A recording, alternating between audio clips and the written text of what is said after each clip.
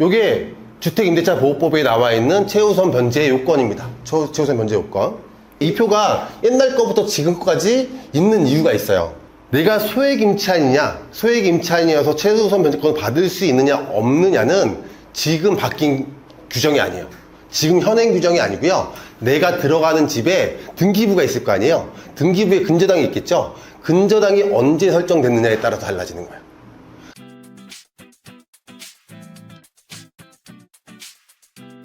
이 최우선 변제권은 경제적으로, 사회적으로 약자인 가난한 임차인을 보호하기 위해서 만들어진 거고요. 최우선 변제권은 전두환 대통령 재임 시절 때 만들어진 거예요. 그래서 만들어진 순서는 대항력, 최우선 변제권, 우선 변제권 순서대로 만들어졌다. 그래서 이제 이게 다 갖춰지고 나서는 이제 이게 짬뽕이 되면서 분석이 되는 거죠. 최우선 변제권이라는 건 뭐냐면 경제적인 약자인 임차인, 이런 임차인이 있는 집이 경매로 넘어갔을 때 법률로 다 정해놨는데 법률로 정한 일정 금액에 대해서는 다른 채권자들, 뭐 근저당이라든지 담보가등기권자 이런 애들보다 우선적으로, 최우선적으로 임차인이 배당받을 수 있는 힘이라고 생각하시면 되세요. 크게 세 가지 요건을 충족을 해야 되는데요. 일단 보증금이 소액이어야 되겠죠. 보증금이 소액이어야 될 것이고요. 그리고 경매 개시 결정 등기 전에 대항력을 갖춰야 돼요. 그리고 이런 소액 임차인도 배당 요구해야 돼요. 법원에 권리신고하고. 권리신고하지 않으면 얘가 임차인인지 아닌지 보증금이 얼마인지 모르잖아요. 반드시 배당 요구해야만 소액 임차인이라는 거를 법원에서 인지할 수 있고, 그래야 최우선 변제권 자격으로 배당을 해주는 거예요. 이 세 가지 요건이 충족이 되면 최우선 변제권자 자격으로 배당에 참여가 가능한데, 단 배당 시 최우선 변제권자의 배당액은 배당할 금액의 2분의 1을 초과할 수 없습니다.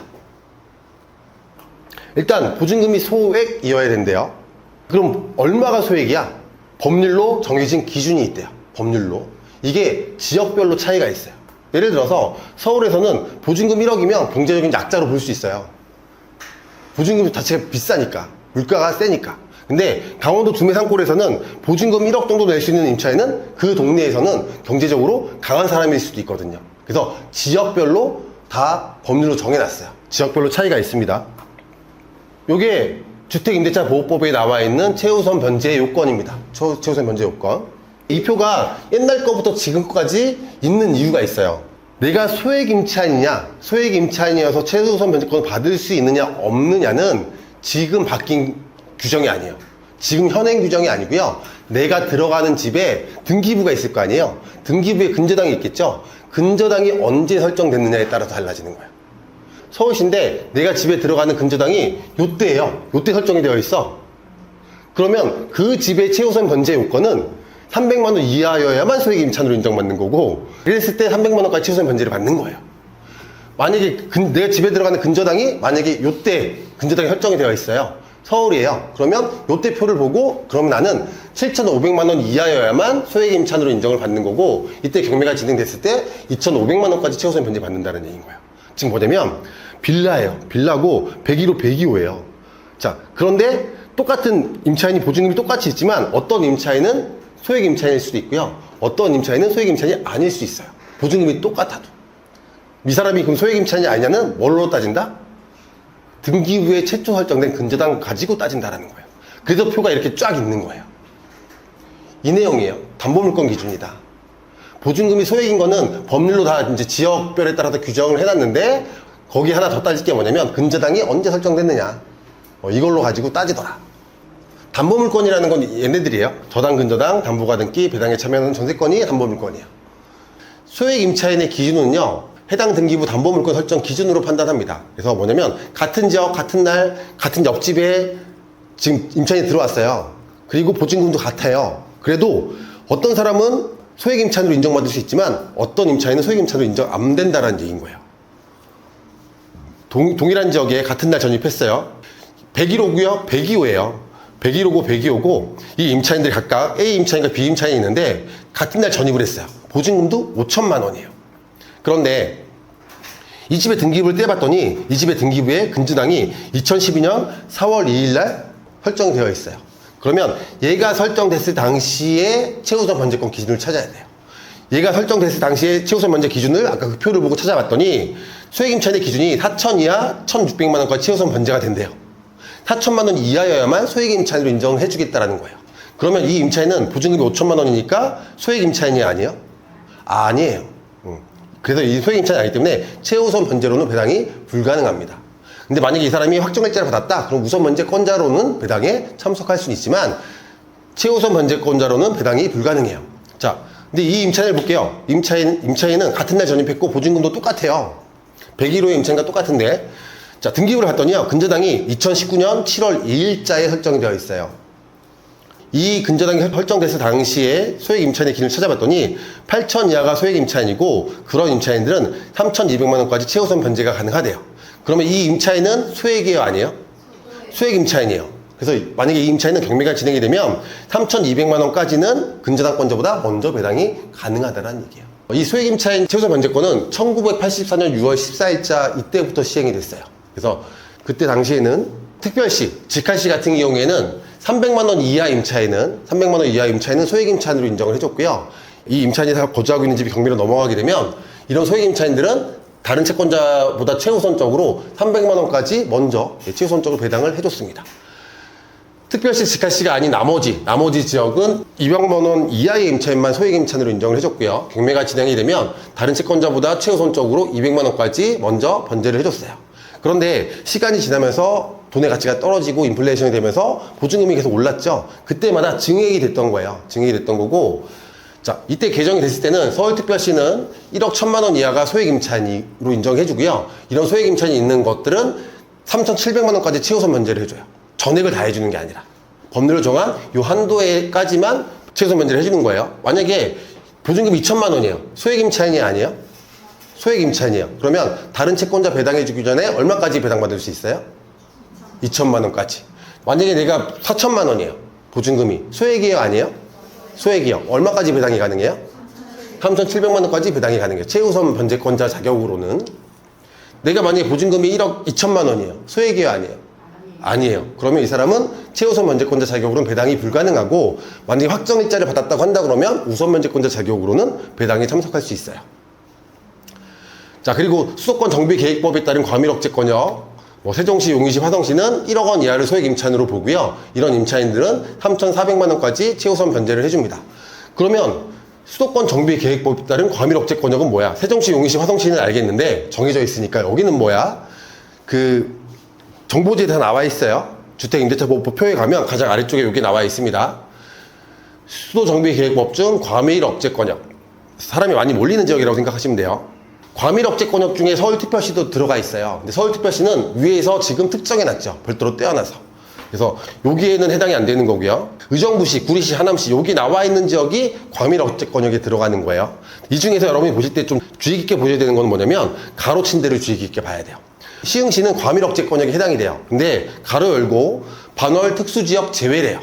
그러니까 시흥시는 과밀억제권역이 맞는데 이 시흥 중에서 반월 특수지역은 과밀억제권역이 아니라는 거예요. 그런 지역은 어디로 들어가느냐? 그 밖의 지역으로 들어가요.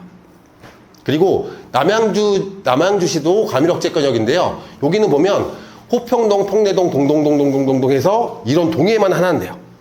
그러니까 시흥시는 반월 특수지역은 제외고 남양주시는 여기만 과밀억제권역이라는 거예요. 지금 보면 남양주시 같은 경우에는 도농 복합도시예요. 도시와 농촌이 합쳐져 있는 지역이에요. 서울시는 완벽하게 도시지역이에요. 그래서 서울시에는 동밖에 없어요. 근데 남양주시에 가면 동도 있지만 뭐도 있어요? 읍도 있어요. 도농 복합도시이기 때문에 그래요. 남양주시 중에 이런 데는 포함이 안 된다는 거예요. 동만 포함이 되는 거고, 그러면 남양주시 중에 읍 같은 경우에는 기타 지역으로 포함이 되는 거예요. 자, 인천광역시는 과밀억제권역인데 광진구, 농진구, 서구, 대곡동, 불로동 이런 지역들, 인천 경제자유구역 및 남동 국가산업단지를 제외한대요. 이제 가로에 있는 지역은 기타 지역으로 들어간다는 거예요. 이렇게 하셔가지고 여러분 판단을 하시면 됩니다. 보증금이 1,000만 원이고 월세 천짜리 있잖아요. 네. 그러면 보증금은 그냥 1,000만 원으로 보는 거예요? 주택임대차보호법에서 월세는 따지지 않아요. 네. 그 사람도 소액 임차인이 될 수 있나요? 네, 보증금만 가지고 판단을 해요. 사실 보증금 천에 월세 1,000만 원이면 경제적으로 강자잖아요. 그래도 보증금만 가지고 판단을 해요. 자, 소액 임차인으로 배당받기 위한 요건 중에 확정일자는 없죠. 임차인이 우선면제권자로 배당받기 위해서 어쨌든 확정일자가 필요하잖아요, 계약서에. 근데 소액임차인은요, 최우선 면제 받기 위한 요건 중에 확정일자는 필요 없어요. 안 받아도 돼요. 안 받아도 최우선 면제권자로 배당해줘요. 왜 그럴까요? 소액이니까. 제가 예전에 어떤 부동산 카페에 들어가 본 적이 있어요. 거기에 이제 그 카페 회원들끼리 이걸 주제로 글을 올려서 토론을 하더라고요. 왜 소액임차인은 확정일자가 없어도 배당에 넣어주는지. 그런 부분에 대해서 자기가 알고 있는 법률적인 지식으로 막 토론을 하고 있어요. 왜 그런지. 그래서 저는 그걸 보면서 좀 웃었어요. 왜 이걸 가지고 토론을 할까? 자, 보세요. 전입신고에 의한 대항력 누가 만들어줬어요? 전두환. 자, 그러면 그 소액임차인 최우선 면제권 누가 만들어줬어요? 전두환. 그럼 확정일자에 의한 우선 면제권 누가 만들어줬어요? 오태우. 이해되세요? 최우선 면제권 누가 만들어줬다고요? 전두환. 확정일자 누가 만들어줬다고요? 오태우. 무슨 얘기냐면 최우선 면제권을 만들 시기에는요, 세상에 확정일자란 개념은 없었어요. 이건 정권 바뀌고 난 다음에 생긴 거잖아요. 그래서 없을 뿐이에요. 확정일자 개념이 이거 만들 때는 없었기 때문에. 근데 이거를 법률적으로 토론한다는 것 자체가 웃긴 거잖아요. 자, 이 물건 한번 볼게요. 아파트 물건이고요. 지금 보니까 2010년 4월 26일자 국민은행 근저당의 말소기준 권리 위로 인수되는 거 없고요. 아래로 갖춰본 게 없어서 등기부상 안전합니다. 자, 최순 씨가 지금 임차인으로 지금 조사되어 있는데요. 전입이 2013년 7월 22일, 그리고 전입한 날 확정일자 받았네요. 배당 요구 했나요? 네, 했습니다. 제대로 했나요? 네. 여기에 보면 배당 요구 종기라고 있죠. 이 날짜까지 해야 돼요. 이 날짜까지 해야 정확하게 배당 요구 한 거예요. 하루라도 늦잖아요? 그럼 배당 요구 안 한 거예요.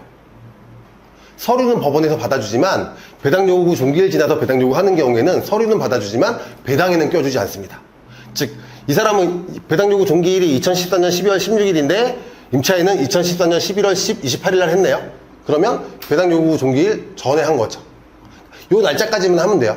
그러면 임차인은 제대로 배당 요구한 거예요. 가끔씩 선순위 임차인 낚이는 경우가 그런 거예요. 그 뭐냐면 선순위 임차인이요, 보증금이 5억이에요. 5억인데 전입과 확정도 근저당보다 빨라. 그러면 우선면제권은 근저당보다 빠르잖아요. 그러면 그 배당 요구만 제대로 하면 임차인이 먼저 배당이 된다고요. 근데 임차인이 배당 요구 종기일 지나서 배당 요구하게 되면 여기 이렇게 기재를 해요. 예를 들어서 2014년 12월 16일인데 배당 요구를 하게 되면 2013년 12월 17일 이런 식으로 기재해요. 임차인 배당 요구 한 거예요? 안 한 거예요. 그럼 선순위 임차인이 배당에 참여 못하죠. 그럼 낙찰자가 5원 떠안아야 돼요. 그냥 그런 경우라고 한다 그러면 그냥 배당 요구 안 했음, 아니면 늦게 했음, 이렇게 기재해주면 좋은데 날짜만 기재해줘요. 그래서 많이 낚여요. 배당 요구 했네, 이거랑 비교를 해야 돼요. 항상 배당 요구 제대로 했는지 안 했는지는. 배당 요구 종기가 위에 있는 이유가 그래서 있는 거예요. 자, 어쨌든 이 임차인은 배당 요구 제대로 했고요. 자, 임차인의 우선면제권 발생일은 언제예요? 자, 전입일 가지고 대항력 발생일을 따지고요. 이 대항력 발생일과 확정일자 중에 늦은 날 기준이죠. 그러면 2013년 7월 23일 0시에 대항력이 발생하는 거니까 대항력 발생일과 확정일자 중에 대항력 발생일이 늦네요. 그러면 2014년 7월 23일 0시가 임차인 우선면제권이 발생한 날이에요. 그러면 등기부상 어디 사이에 들어가는 거예요? 7월 23일 0시면? 근저당 가압니다. 그쵸. 2번 근저당과 3번 가압류 사이에 우선면제권자 자격으로 임차인은 배당에 참석할 수 있어요. 자, 이 물건이요, 지금 최저 매각 가격이 5억 7,600인데 6억에 낙찰이 됐다고 생각해 볼게요. 6억에. 자, 6억에 낙찰이 되면 가장 먼저 누가 배당 받아가요? 국민은행이 받아가요. 자, 국민은행이 받아가는데 얼마 배당 받아가요? 자, 이거 국민은행이 경매 넣었죠. 실제 채권액이 경매 신청하는 당시에 6억 1,300 정도가 됐어요. 실제 배당 받아갈 때는 이자가 늘어났을 테니까 어쨌든 좀 더 받아가겠죠. 하지만 낙찰이 6억이 됐으니까 이 금액 다 받아가겠죠. 그럼 임차인은 배당 받을 게 있어요, 없어요? 그쵸. 우선면제권자로는 배당 받을 돈이 없어요. 순위가 느려서. 근데 임차인의 보증금이 얼마예요? 3천만 원이네요. 소액이요. 그러면 잘하면 소액 임차인으로는 배당이 가능할 수 있겠죠. 그럼 이 사람이 소액 임차인이 아니냐는, 자, 어떤 거 가지고 따져요? 그쵸. 국민은행 근저당 설정 당시에 최우선 변제 요건이 뭔지를 봐야 되는 거예요. 얘 기준으로. 자, 서울 지역이죠. 서울 지역이고 2010년 4월 26일이에요. 봤더니, 그 표를 봤더니 수도권 정비계획법 중 과밀억제권역에 해당이 되겠죠. 이때는 서울이 따로 구별이 안 되어 있었어요. 그럼 서울이 여기 들어가는 거고요. 그때 당시에는, 그러니까 근저당이 설정됐을 당시에 최우선 변제 요건은 6천만 원 이하 2천만 원까지 최우선 변제래요. 그러면 임차인은 소액 임차인이 아니에요? 소액 임차인이에요. 그러면 근저당 배당해주기 전에 임차인한테 얼마까지 배당해주는 거예요? 2천만 원. 6억에 낙찰이 되면 6억 중에 2천만 원을 먼저 씨한테 최우선 변제해주고 그 다음에 나머지 돈을 근저당권자가 배당받아가는 거예요. 자, 그러면 임차인한테 배당이 있어요, 없어요? 있어요. 그럼 명도하기 쉬워요, 어려워요? 쉬워요. 네. 그렇게 보시면 되고요. 죄송한데요. 네. 지금 이분은 지금 확정일자는 전입한 날짜가 2013년이잖아요. 네. 근데 그게 시간의 갭 차이가 있는데 보면 그냥 근저당 아무튼 그해 기준으로 그냥 그렇게 보는 건가요? 네, 근저당 기준으로 봅니다. 왜냐면 방빼기 아세요? 방빼기 대출 받을 때? 예전에 그 주택임대차보호법이 없었을 때는요, 방빼기를 안 했거든요. 왜냐면 내가 근저당 설정하면 내가 그 순서대로 먼저 배당받아 가니까. 근데 이 최우선 변제 요건이 생기면서 어떤 일이 벌어지냐면, 은행은 생각하는 거죠. 지금 만약에 5천 이하면 소액 임차인이고 5천 이하 2천만 원까지 최우선 변제면 지금은 임차인이 없지만 나중에 이런 소액 임차인이 들어오면 나보다 먼저 배당받아 가겠다. 2천만 원을. 그 금액을 빼기 시작한 거야. 그걸 방빼기라고 해요. 그래서 우리가 대출 금액에도 방빼기 하고 나오잖아요. 그러니까 지금 기준이 아니라 예설정 기준이에요. 얘는 왜냐면 그거를 예상을 하고 방빼기 대출이 나간 거니까.